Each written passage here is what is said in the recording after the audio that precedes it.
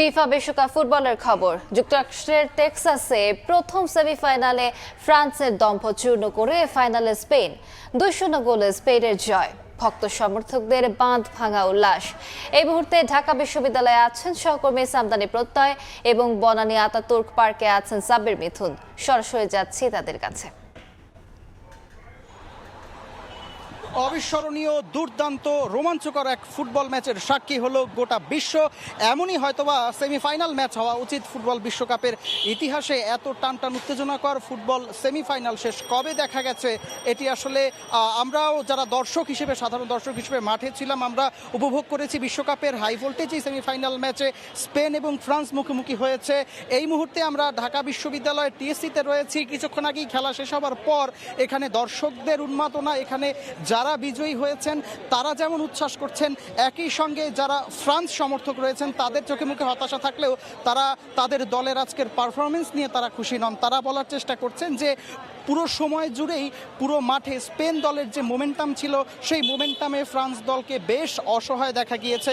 এবং একই সঙ্গে আজকের এই ম্যাচে যখন 22 মিনিটে একটি স্টপ কিক পেলেন, একটি পেনাল্টি শুট আউটের মাধ্যমে ফ্রান্সকে এগিয়ে নিয়ে গেলেন ওয়াজেরবাল, তার পরপরই কিন্তু ওলমোর সেই অ্যাসিস্ট থেকে পেদ্রো পুরো গোল করে ফেললেন এবং তারপর স্পেন কিন্তু 2-0 ব্যবধানে লিড করে গেল এবং এর মধ্য দিয়েই 2026 বিশ্বকাপের ফাইনাল নিশ্চিত করলো স্পেনিশ দলটি। এবং একই সঙ্গে আজকে ফরাসি শক্তিকে বেশ নাস্তানাবুদ হতে দেখা গেছে, কারণ এই পুরো বিশ্বকাপে ফরাসি দল এবার বেশ দুর্দান্ত ফর্মে ছিল। পুরো বিশ্বকাপটিতেই কিন্তু তারা তাদের যে অ্যাটাকিং, তাদের যে ফুটবল শৈলী, সেই ফুটবল শৈলীর মাধ্যমে তারা প্রমাণ করছিল যে এবারের বিশ্বকাপের যোগ্যতম দাবিদার তারা। তবে এই স্প্যানিশ রথকে থামিয়ে দিল, এই ফ্রেঞ্চ রথকে থামিয়ে দিল স্পেনিশ শক্তি। আজকের স্পেনের যে নিয়ন্ত্রিত ফুটবল, অ্যাটাক এবং কাউন্টার অ্যাটাক এবং একই সঙ্গে বল পজিশনে রেখে স্পেন যে দুর্দান্ত ক্রীড়াশৈলী প্রদর্শন করলো, সেই ক্রীড়াশৈলী দেখে গোটা ফুটবল বিশ্বমোহিত। ঠিক তেমনি সেই ডালাস স্টেডিয়ামের উন্মাদনা কিন্তু টিএসসিতেও ছড়িয়ে পড়েছে। এই মুহূর্তে ঢাকা বিশ্ববিদ্যালয়ের টিএসসি প্রাঙ্গণে ভক্তদের উন্মাদনা দেখছেন। স্পেন ভক্তদের সঙ্গে আমরা কথা বলছিলাম।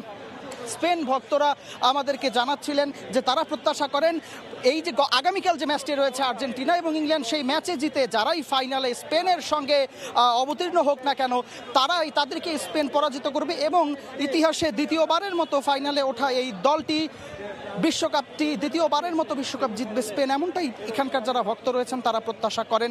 একই সঙ্গে যেসব ভক্তদেরকে আমরা দেখছিলাম খেলার শুরু থেকেই যে মুহুর্মুহু আক্রমণ এবং পাল্টা আক্রমণে যে জমজমাট হাই ভোল্টেজ সেমিফাইনাল, দুই ইউরোপীয় শক্তি।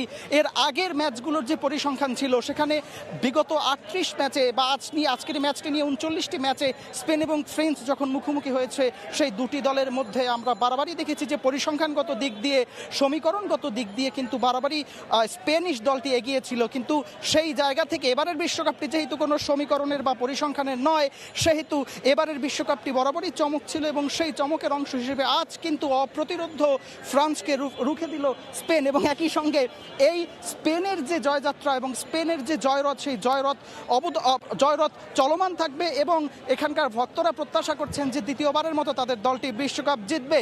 আজ এই ক্রীড়া নৈপুণ্য দেখার পাশাপাশি যারা দর্শক রয়েছেন তারা প্রত্যাশা করছেন যে আগামীকালের বা যে সেমিফাইনাল ম্যাচটি রয়েছে সেই ম্যাচটির পর ফাইনালেও স্পেন এ ধরনের ক্রীড়া নৈপুণ্য দেখিয়ে যাবেন। এই মুহূর্তে মহসিনার মাঠে রয়েছে আমাদের সহকর্মী সাব্বির মিথুন, সেখানে আমরা চলে যাব সরাসরি। আমার সহকর্মী সামদারি যেমনটা বলছিলেন যে একটা ফেভারিট দলের অঘটন বিদায়, এবং যেমনটা আজকে দেখলাম স্পেন কিন্তু ফ্রান্সকে কোনো ধরনের সুযোগই দেয়নি এবং যেভাবে আসলে ফ্রান্সকে মনে করা হচ্ছিল এবার টুর্নামেন্টে বিশ্বকাপ জয়ের জন্য হট ফেভারিট, কিন্তু আজকে স্পেন প্রমাণ করে দিল আসলে মাঠের ফুটবলটা একেবারেই ভিন্ন জিনিস। এবং যেভাবে আসলে তারা এই অপ্রতিরোধ ফ্রান্সকে আটকে দিল, মনে হচ্ছিল একটা সহজে একটা এভারেজ একটা টিমকে তারা হয়তো আটকে দিল এবং একটা সহজ জয়ে স্পেন কিন্তু 2010 সালের পরে আবারও ফাইনালে উঠলো। এবং যেমনটা আপনারা জানেন যে স্পেন কিন্তু ওই একবারই ফাইনালে উঠেছিল এবং তাদের সেই ফাইনাল জয়ের অ্যাকুরেসি কিন্তু 100%। আবার এখানে অসংখ্য আর্জেন্টাইন ফ্যানকে আমরা দেখেছি যারা আসলে প্রত্যাশা করছে যে স্পেনের বিপক্ষে তারা ফাইনাল খেলবে এবং তাদের জন্য কিন্তু একটা সুখবর যে যেভাবে ফ্রান্সকে মনে করা হচ্ছিল সেই হিসেবে কিন্তু তারা আসলে স্পেনকে প্রত্যাশা করছিল এবং স্পেন যেহেতু সেই কাজটা করে দেখিয়েছে, 19 জুলাই যে ফাইনালটা রয়েছে সেখানে কিন্তু তারা প্রত্যাশা করছে যে আর্জেন্টিনা এবং স্পেনের মধ্যে বিশ্বকাপ ফাইনালটা অনুষ্ঠিত হবে। এবং আর্জেন্টিনার ফ্যানরাও কিন্তু এমনটাই মনে করছে যে ফ্রান্সের তুলনায় আসলে স্পেন হয়তো তাদের জন্য কিছুটা সহজ হবে।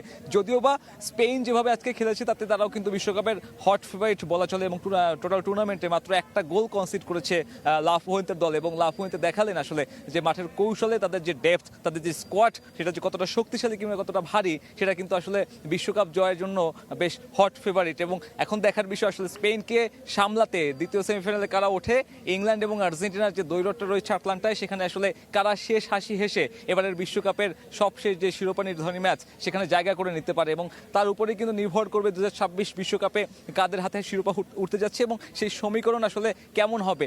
এই স্পেনের জয়ের মাধ্যমেও কিন্তু আসলে ফিনালিজিমার একটা সম্ভাবনা তৈরি হলো, যে ফিনালিজিম আসলে শেষ পর্যন্ত মাঠে গড়ায়নি। ইউরো চ্যাম্পিয়ন এবং কোপা আমেরিকা চ্যাম্পিয়ন দুই দলের মাঝে অনুষ্ঠিত হবার কথা ছিল, কিন্তু সেই ফিনালিজিমে কিন্তু দর্শকরা দেখতে পারেনি, এবং তাদের সামনে একটা সুযোগ রয়েছে। যদি লাতিন পরাশক্তিরা নিজেদের সেমিফাইনালে জয় তুলে নিতে পারে তাহলে কিন্তু আমরা দেখতে পারবো সেই সাউথ আমেরিকান এবং ইউরোপের যে ফুটবলীয় লড়াই, অর্থাৎ ফাস্ট ফুটবল ভার্সেস যে আসলে ড্রিবলিংয়ের যে একটা মহাকৌশল, সেই যে একটা দ্বৈরথ, সেই দ্বৈরথ কিন্তু ফুটবল প্রেমীরা সাক্ষী হতে পারে। তবে সব কিছু নির্ভর করছে আসলে আটলান্টায় ইংলিশ বধে আর্জেন্টিনা কতটুকু সফল হয় এবং থ্রি লায়ন্সদের আসলে আটকে রাখতে পারে কিনা আর্জেন্টিনা। যেমনটা জানেন আসলে এবারের বিশ্বকাপে খুব বেশি বড় পরীক্ষা দিতে হয়নি আর্জেন্টিনার, সেই তুলনায় কিন্তু ইংল্যান্ড র্যাঙ্কিংয়ের শীর্ষস্থানীয় একটা দল, এবং ইংল্যান্ড কিন্তু আর্জেন্টিনাকে একটা বড় পরীক্ষা দিতে পারে, কারণ তারা মেক্সিকোর বিপক্ষে মেক্সিকোর মাঠে গিয়ে যেভাবে জয় তুলে নিয়েছে এবং পরের ম্যাচে নরওয়েকে যেভাবে আটকে দিয়েছে, ইংল্যান্ডও কিন্তু আসলে হট ফেভারিট বলা যায়, এবং তাদের সামনে কিন্তু সুযোগ রয়েছে 66 বছর পরে আবারও বিশ্বকাপের ফাইনালে ওঠার, এবং সেই 66 বছর আগে কিন্তু তারা তাদের একমাত্র যে ট্রফি, বিশ্বকাপ ট্রফিটা, সেটা কিন্তু সেখান থেকে এনেছিল।